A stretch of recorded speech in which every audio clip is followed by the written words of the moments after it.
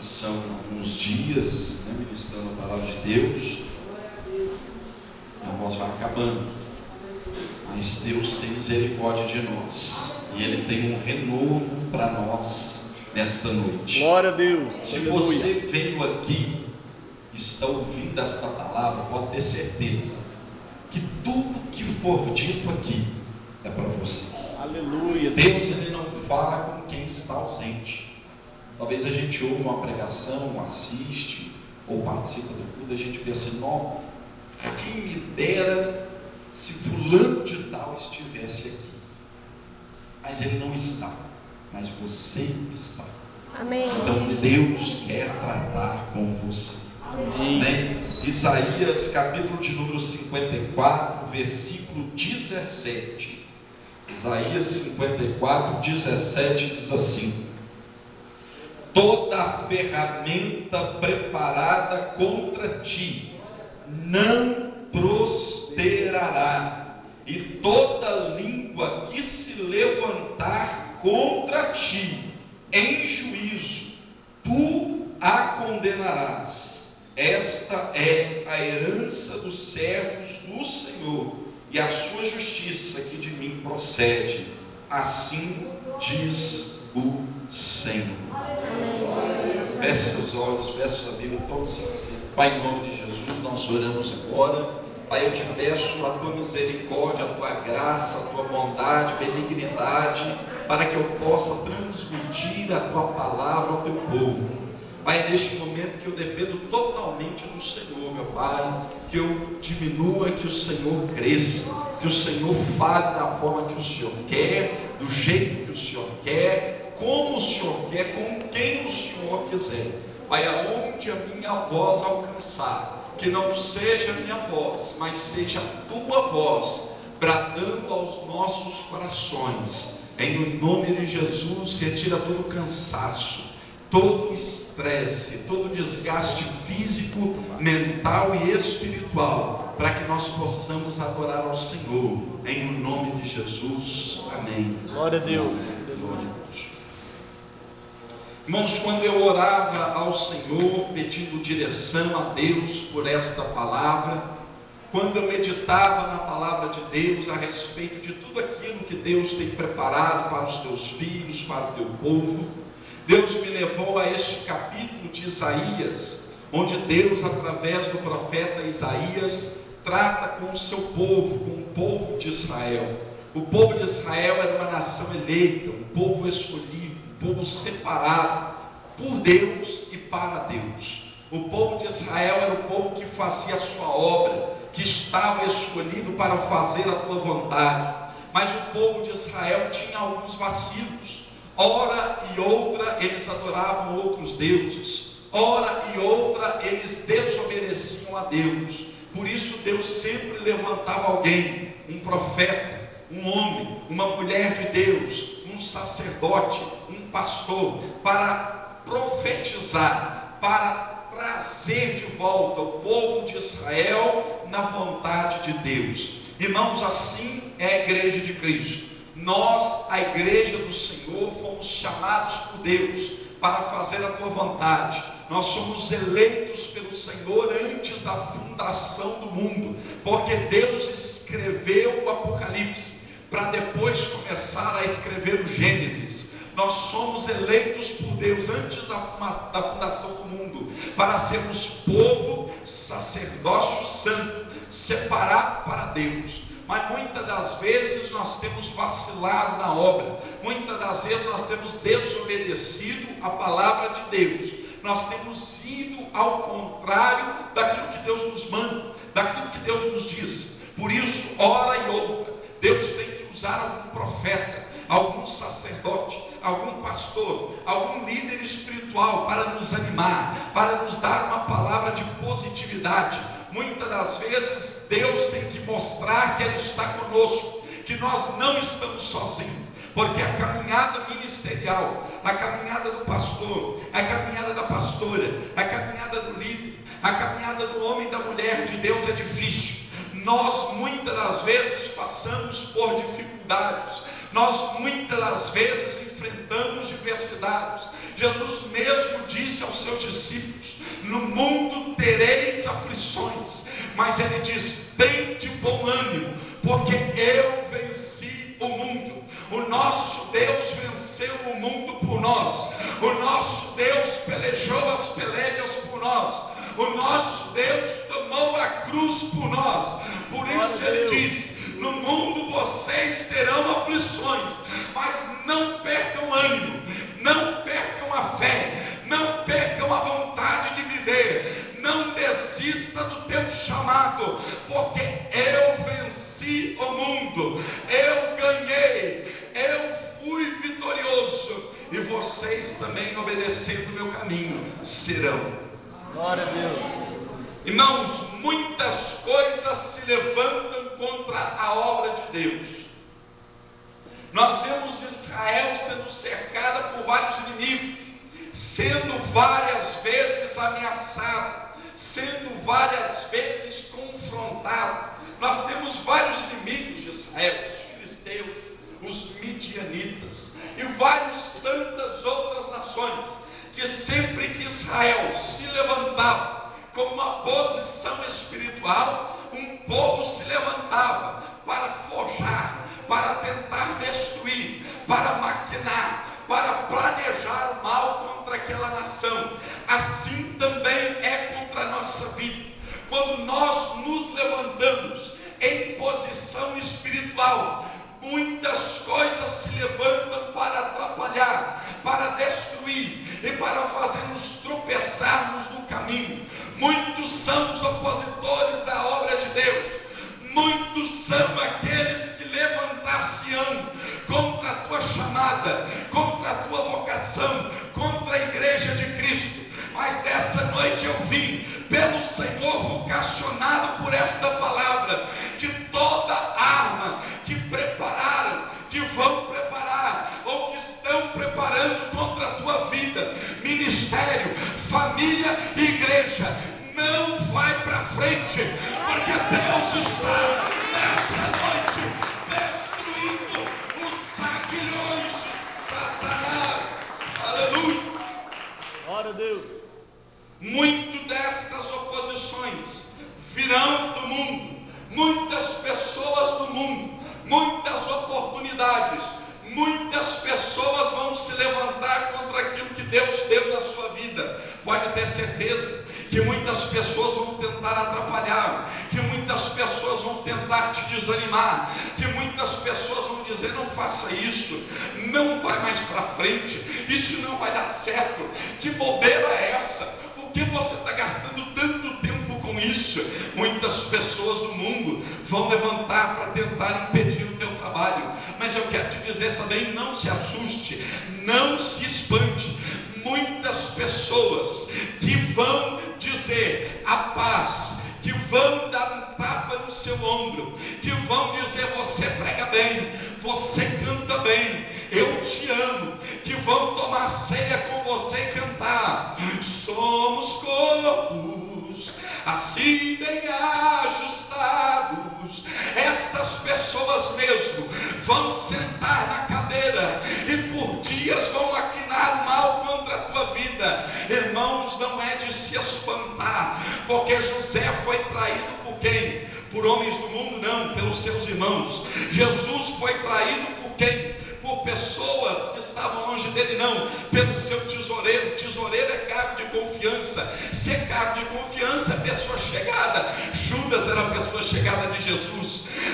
Muitas pessoas foram tentadas, muitas pessoas foram acusadas por pessoas que estavam mais próximas dela. Mas eu vim aqui na autoridade do nome de Jesus, acredite você ou não, para pelo nome de Cristo e pela autoridade que Cristo me deu de ministrar esta palavra, com tremor e temor que eu tenho da palavra de Deus, te dizer que nada preparado contra você vai vingar, porque Deus te escolheu e Ele é fiel para sustentar a tua vida.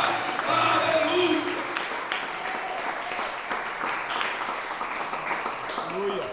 Deus está dizendo através de Isaías: toda a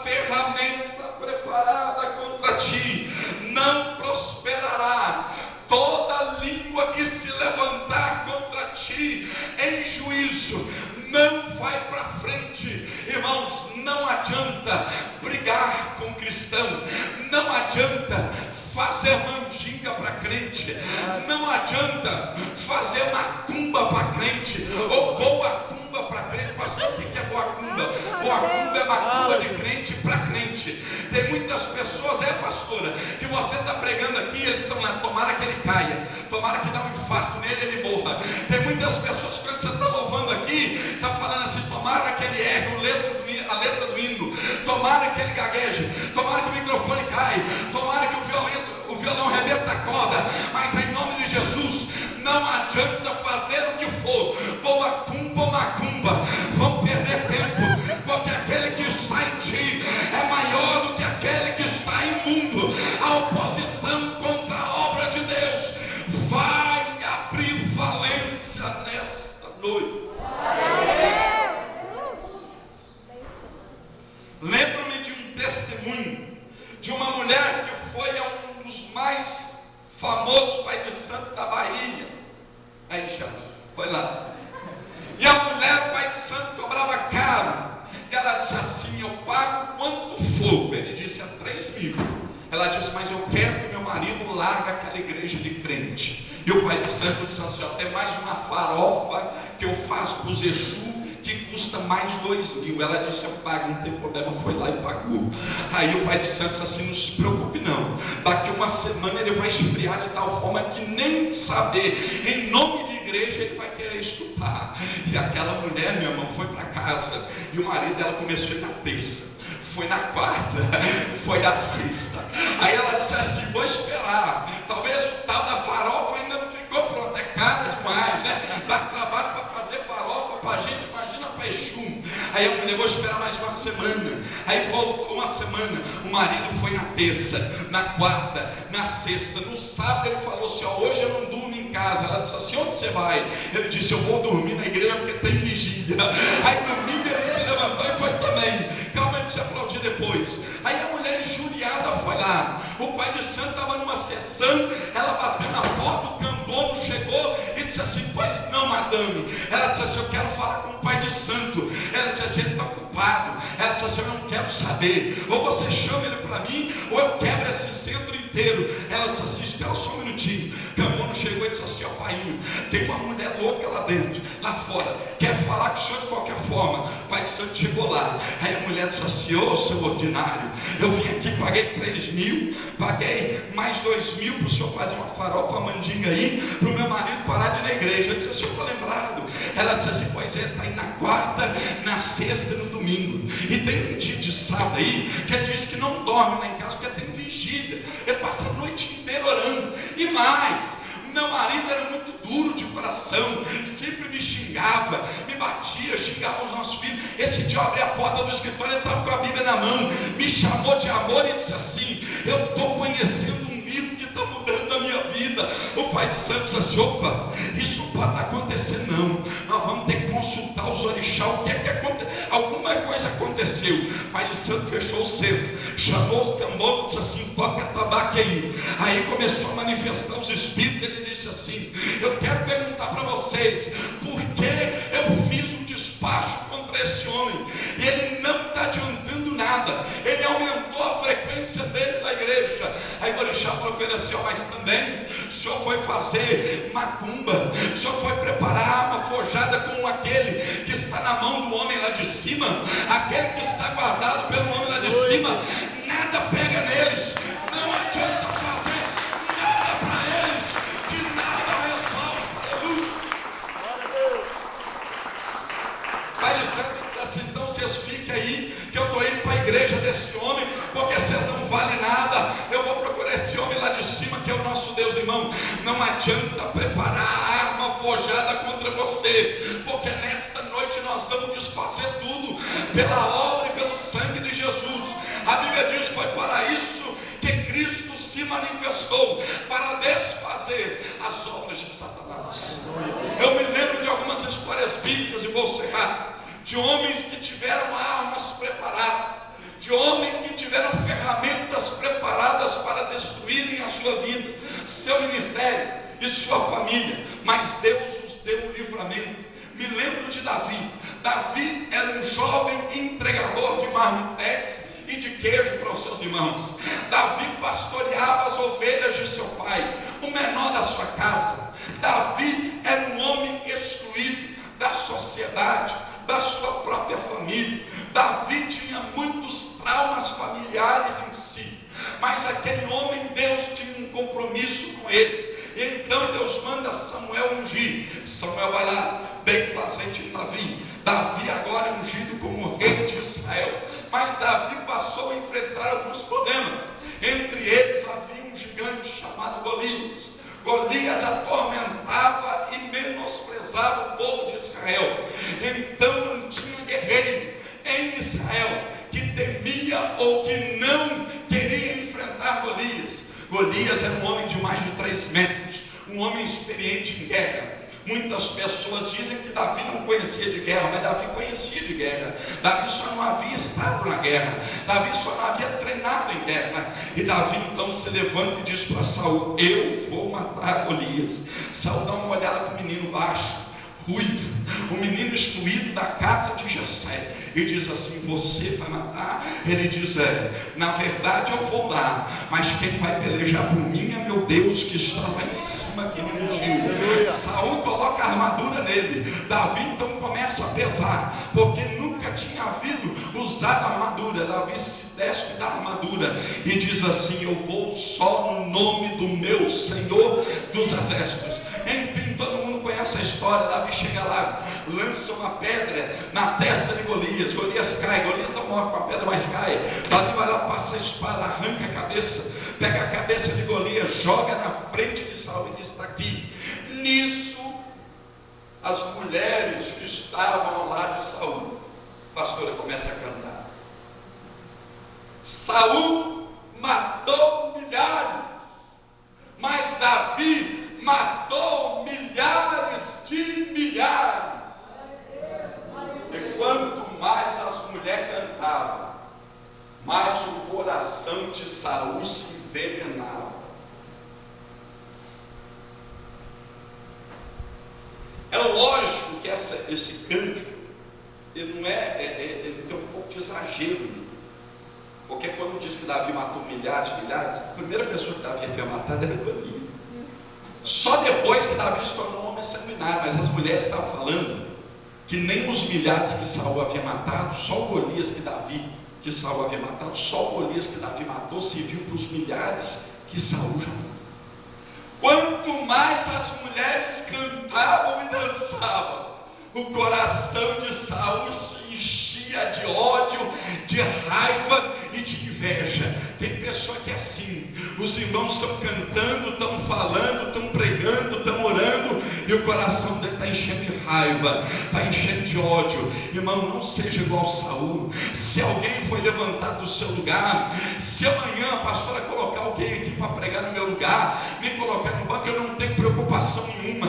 Eu vou orar e jejuar para que essa pessoa pregue e seja usada para Deus, de tal forma que esta igreja nunca viu uma pessoa assim. Não deixe o seu coração se encher de ódio, de ira. Davi se intentou.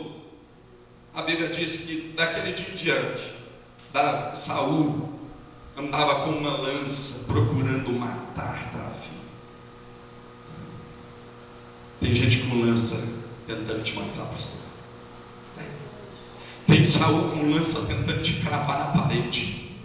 Tem Saul com lança tentando te cravar na parede. Mas nessa noite a ferramenta preparada não vai prosperar. Não vai prosperar. Saul vai vir com a lança, mas você vai no nome do Senhor dos Exércitos, e você vai cantar o hino da vitória, e o demônio que atormentava Saul vai bater em retirada. Aleluia. Pessoas que querem matar o nosso ministério. Triste. Triste. Porque muitas das vezes a gente tem que sorrir, mas por dentro está doendo.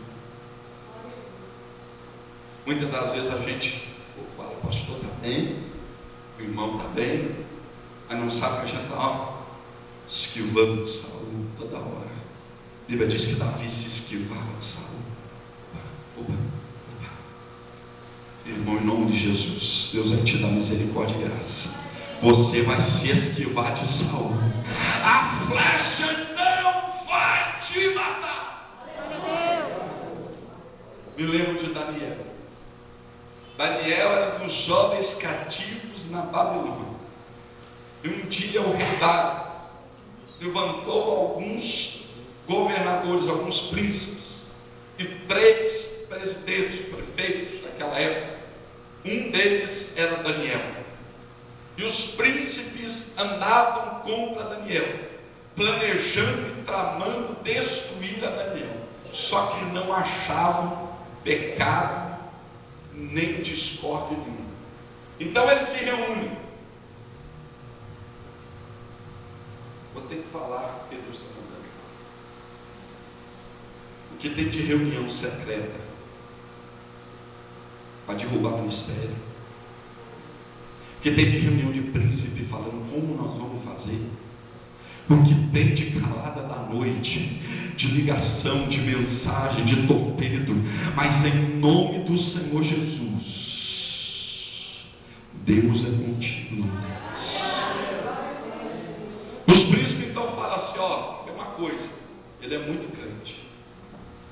Aí então arquitetaram um plano, uma arma forjada, uma arma preparada. Chegaram perto do rei Dário e disseram assim, ó rei, vives tu. E nós queremos sugerir uma emenda, né, no tempo de hoje, né? Uma emenda para o governo. A idade disse assim, então, sugere que durante 30 dias ninguém olhe a nenhum Deus, se curve a nenhum Deus, não faça pedido a ninguém, a não ser ao Senhor. A idade diz assim, pois sim, está assinado, sacramentado.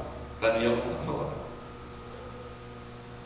Vão tentar te incriminar quando você não estiver. Vão fazer armas nas suas costas, mas não se preocupe, Deus está vendo. Glória a Deus, Jesus. Aí disseram assim, qualquer um que for apanhado, ó rei, o senhor vai lançar na cova de leões. O rei disse assim como é a lei aqui do Mede Pés, essa lei não pode ser revogada. Começar. Daniel ficou sabendo. Você acha que Daniel parou? Você acha que Daniel parou de orar 30 dias? A Bíblia diz que 3 vezes ao dia Daniel abria as janelas do seu quarto, se ajoelhava e clamava ao Deus dos exércitos. Aí os príncipes ficaram observando. Vamos ver se ele vai orar. Vamos ver se ele vai clamar. Olharam, está lá Daniel, ajoelhado. Voltaram, está lá Daniel. Voltaram, está lá Daniel. Voltaram no dia, está Daniel. Voltaram. Chegaram perto do rei. Ó rei, você lembra do Edito, né? O que será feito com quem? Vai ser lançado na cova do leão. O senhor vai revogar a sua palavra? Não. Eles disseram, pois sim. Daniel ora 3 vezes ao dia ao seu Senhor, Deus de Israel. Por isso, lança ele agora na cova dos leões. A Bíblia diz que Dário sentiu intimamente o coração, porque ele gostava de Daniel. Ele viu que tinha uma ferramenta preparada. E ele tentou ajudar a Daniel a noite, a madrugada inteira, mas não conseguiu. Chegou de noite. Lançar Daniel na cova dos leões. Leões, no plural. Falava assim, ó. E você acha que o leão tinha comida? Era a primeira refeição que o leão estava vendo. Colocaram a tampa por cima e jogaram Daniel lá. Dário gritou: que o Senhor, o Deus a quem tu serve, te livre da boca do leão. Sabe o que Daniel fez lá na cova do leão? Eu também não sei, porque a Bíblia não fala. Mas Daniel deve ter dormido, deve ter acordado, deve ter andado, deve ter olhado as paredes, deve ter conversado com os leões. Falou: só leão, o senhor está com fome? Mas não posso comer porque Deus está tampando a minha boca. Eu não consigo abrir a boca para te comer. E Daniel deve ter olhado: Senhor, o Senhor é grande. Aí Dário abriu a porta, abriu a pedra, pensando assim: disse: eu vou ver só o resto mortal do meu amigo Daniel. Quando abriu, irmão, Daniel, ele deu um grito: ô Daniel! Daniel gritou assim: ó rei, eu estou aqui. Aí o rei falou: mas você está aí até agora e os leões? Ele disse: Deus enviou um anjo e amarrou a boca do leão. Deus destruiu a ferramenta preparada. Eu estou aqui para glorificar a Deus. Não se preocupe. Se te jogar na cova de leão, Deus tem anjo que amarra a boca de leão. Deus tem anjo que amarra a boca de leão. Deus tem anjo que amarra a boca de leão. Não se preocupe. Podem te jogar aonde que for. Deus vai transformar a tua vida. Por último exemplo, para a gente falar. Tinham 3 homens também levados a Babilônia: Sadraque, Mesaque e Abednego. Nabucodonosor fez o edito. O coração naquela da suspiro. Vou fazer uma estátua. E todo mundo, quando passar, tem que adorar. Mas Sadraque, Mesaque e Abednego tinham um Deus fora do normal. Eles falaram: não vamos adorar. Irmão, cristão não pode andar de mãos dadas com o mundo. Tem gente que, se o governo, se o PT, PSDB, TSC, PMDB lançar aí uma contra-adoração a Deus, ele fala: eu vou ter que fazer, né? Porque senão o governo está mandando. A Bíblia diz, o apóstolo Pedro diz: é melhor obedecer a Deus do que aos homens. Ele diz: nós não vamos. O dia que a Dilma lançar uma estátua dela, vai lançar e mandar o povo ajoelhar, senão vai morrer, eu vou ser o primeiro a morrer. Se for cadeia, eu já falo com a minha esposa: prepara a marmita, que eu já vou me entregar na polícia hoje, que eu não quero perder tempo. Mas revogar a palavra de Deus nunca. Glória a Deus. Aí Nabucodonosor ficou sabendo: vamos botar na fornalha de fogo. Botou. Não satisfeito, aumentou o fogo 7 vezes mais. Se alguém que já trabalhou em caldeira sabe como é que é o mistério do fogo. Se alguma dona de casa, quando você chega perto do fogo do fogão, você não sente aquele calor queimando, imagina dentro de uma fornalha 7 vezes mais alta. Quando o soldado chegou lá, ele viu 2 coisas interessantes. Primeiro, Sadraque, Mesaque e Abednego não estavam só vivos, mas eles estavam passeando na fornalha. Não falei isso ontem, eu acho engraçado demais isso. Porque eu já vi passear em shopping, eu já vi passear em campo de futebol, eu já vi passear na casa da sogra, do sogro, do amigo, já vi passear na praça. Agora, passear na fornalha é a primeira vez que eu vejo. Imagina Sadraque, Mesaque e Abednego andando na fornalha quente, irmão, quente. Falando: nossa, olha a boca da fornalha, como é que é. Você tinha reparado isso?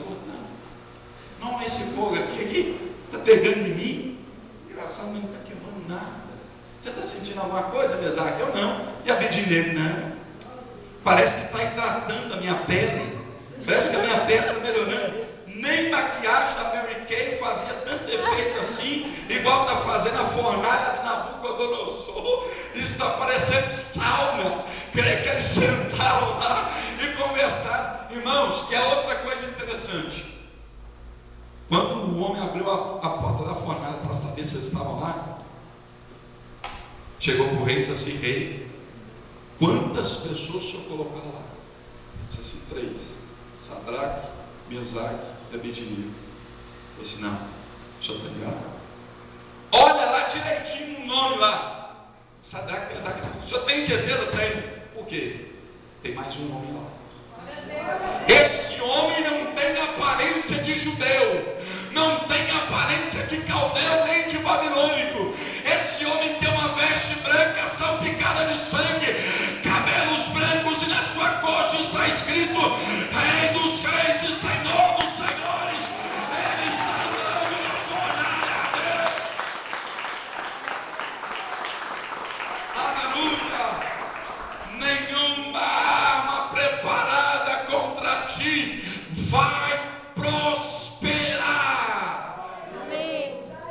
Nenhuma língua preparada contra a tua vida vai para frente. Todo espírito de calúnia, de maldição, de disse-me-disse, de fala que fala, de fofoca, de boacumba, vai cair hoje em nome de Jesus. Toda a ferramenta que prepararam contra você não vai para frente. Deus está confundindo os teus inimigos agora. Por um caminho virão contra ti, mas por 7 fugirão de ti, porque Deus vai pelejar pela tua causa. Se coloque de pé, nós vamos orar. Chamar o irmão de volta.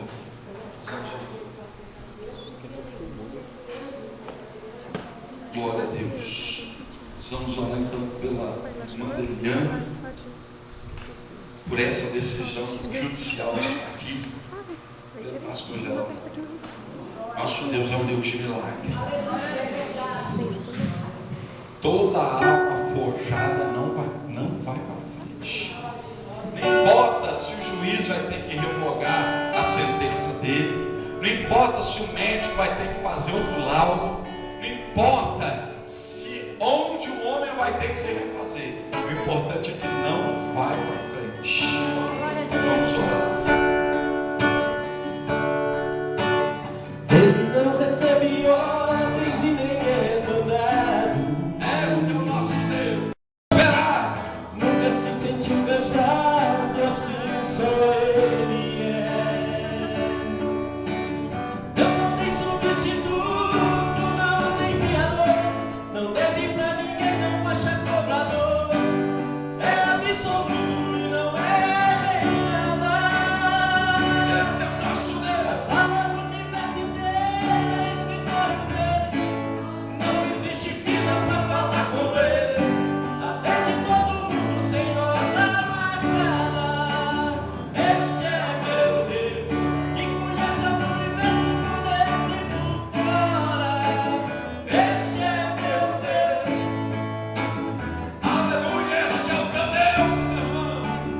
Este é meu Deus. Deus já está Não nos fica aqui, fazendo. não se entrega, é o Senhor. O Deus da menina, Deus é ensina a a fazer as e coisas. na medicina ele é professor. Não faça aniversário, porque não existe data no seu nascimento. Ele é o mestre que ensina o conhecimento e a sabedoria é a cura dele. Não usa calendário, não precisa secretários pra agendar seu plano. Não depende de você ou de seres humanos. Toda honra, toda glória a Aê! Glorifica o Senhor, porque Deus está desfazendo essa artimanha de Satanás contra a tua vida, contra o passarinheiro, toda obra de maldição, todo falatório profano está sendo desfeito agora pela autoridade, pelo nome do Senhor Jesus. Pai, vai desfazendo toda obra contrária, vai desfazendo tudo aquilo que não provém do Senhor, vai desfazendo toda a ferramenta preparada, ferramenta que foi planejada, arquitetada, em o nome do Senhor Jesus, meu Pai. Vai fechando a boca do leão, vai calando a língua acusadora, a língua da fofoca, da dissensão, meu Pai, a língua que quer a destruição do teu povo, em o nome do Senhor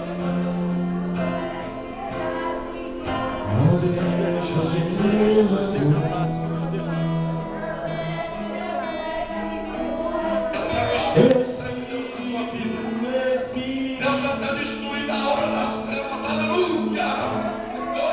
E desce como flor.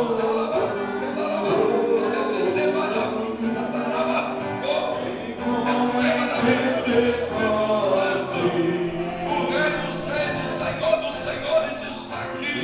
Ele está desfazendo as obras de Satanás.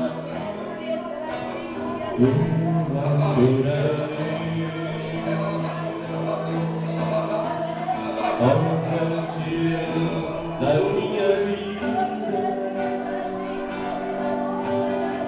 Obrigada, meu